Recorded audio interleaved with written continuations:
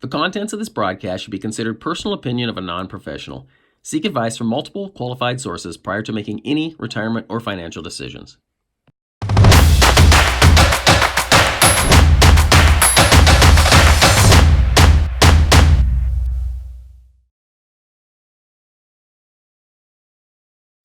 Hello there. Welcome back. firefighterretire.com. This is the second video in our series on the retirement equation. Today, we'll do a review of the material we covered in the first video. Then we'll talk about strategies to fill the income gap. And we'll finish up with a discussion about possible changes to your financial situation post-retirement. We won't be doing any new math today. In fact, most everything we discuss from here on out will result in simple changes to the computations you did in the first video. So, recap on the first video.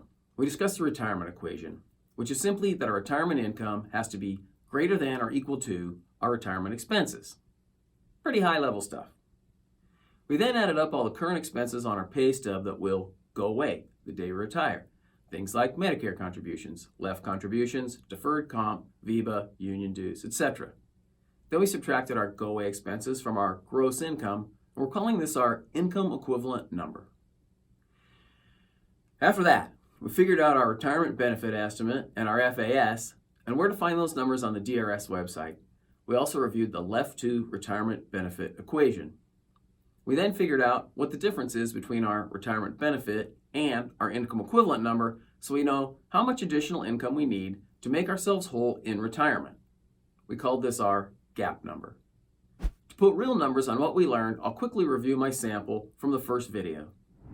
I first added up all the go-away expenses for my pay stub, which came to a total of $2,105. I then took my gross income of $7,800, subtracted those go-away expenses of $2,105, leaving me with an income equivalent number of $5,695. Then, using the retirement benefit equation, I calculated my benefit estimate to be $4,680. I then subtracted that benefit estimate of $4,680 from my $5,695 income equivalent, and that left me with a gap number of $1,015. So, to be clear, in order to have the same spending power in retirement as I did pre-retirement, I need to close this gap of $1,015. We discussed the fact that these numbers were approximations and need to be updated as we obtain more accurate information. In particular, our gross income figure needs to be updated with our FAS. Health insurance will need to be added to our expenses, and our benefit estimate needs to be adjusted when we know our survivor option choice. Whew! If you're not up to speed on what I just covered, you'll want to go back and review the first video. Before I move on to our discussion on how to fill the income gap, I want to step up to the 50,000 foot level for just a moment and recapture what exactly it is we're trying to accomplish. And here it is. We're establishing a starting point to evaluate where you are in the spectrum of being able to retire from your fire service job by replacing your income. And we're doing it mathematically by using a formula that should help you plan your exit, whether you're retiring in 3 months or 30 years. There are definitely many other ways to go about this process, but this is the one that I understand, so it's the one I'm walking you through.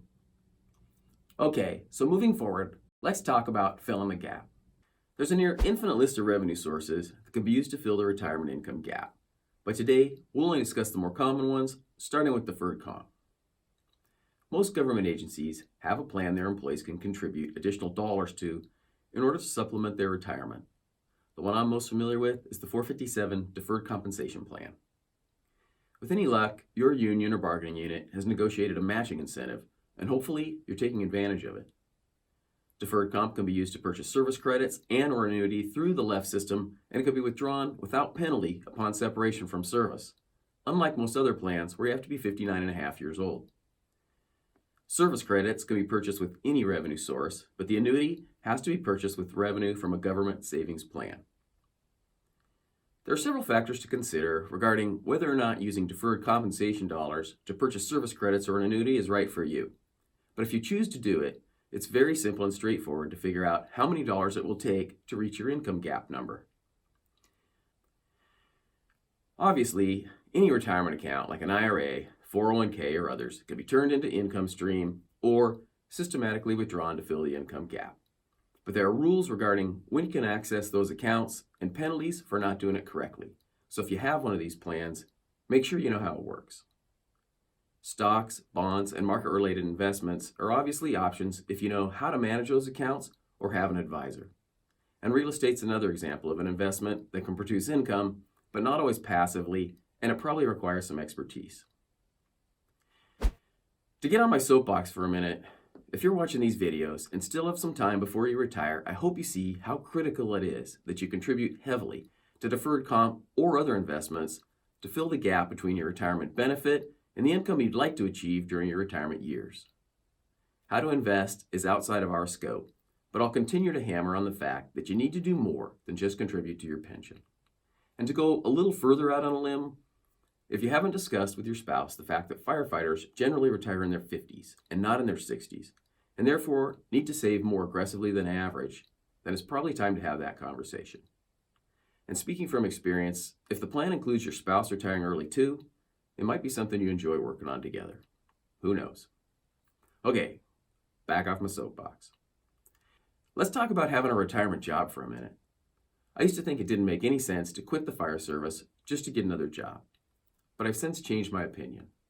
I liked my fire service job up to the day I retired, but I'd done it for 30 years and was ready for a change.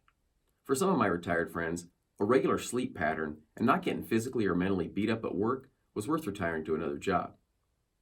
So whether you have a retirement job to fill the income gap or just to go on more vacations, I encourage you to consider what you like doing, what you have a passion for, and how much you want to do it.